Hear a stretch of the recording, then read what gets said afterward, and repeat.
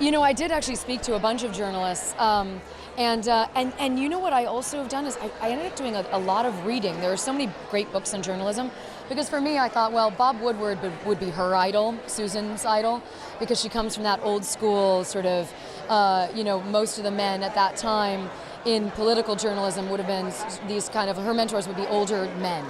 And there weren't a lot of women. I mean, as we know, our editor-in-chief of the New York Times is the first female editor-in-chief in the history of the New York Times, which still blows me away. But, and so I watched a lot of interviews with him. I watched some great stuff, that Maureen Dowd. I then found an amazing book called The New Journalism, which is interviews with a lot of more like long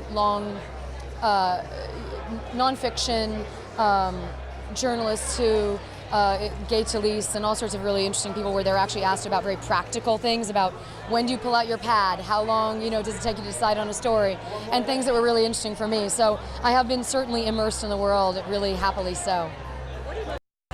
I am not a political person by nature, and what resonated with me was actually the humanity. I mean, certainly Greg Berlanti is a political animal and he is a political junkie in a great way, but which is why that stuff is all so topical and so real and is so interesting. But I really love the complexity of the human dynamics. That to me is just really kind of extraordinary and very unique, and the fact that it's sort of delicious and sexy, but it also then really hits these moments where you kind of get like the depth of humanity.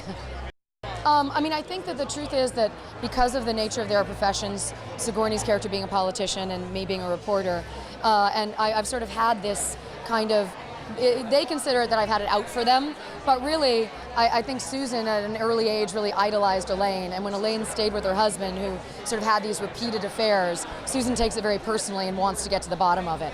And so finally, as this show starts, they're starting to get to know each other a little bit, and starting to realize maybe they are a bit more birds of a feather than they thought. But of course, their professions still keep them at odds in a lot of ways, and so it's a really interesting, really complex relationship.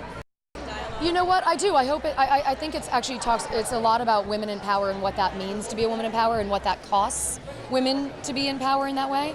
And also just how, never judge a book by its cover. I mean, and I know that is sort of but one of the great things that is a great quote that I really do love, which is, the fate of the well-known is to be misunderstood. And I think that this sort of says a lot about that. You know what? I have to say it's been really fascinating, because I do love people, and I'm a big question asker anyway. So for me, it's much more comfortable being on the side asking the questions than being asked the questions. So I've liked it.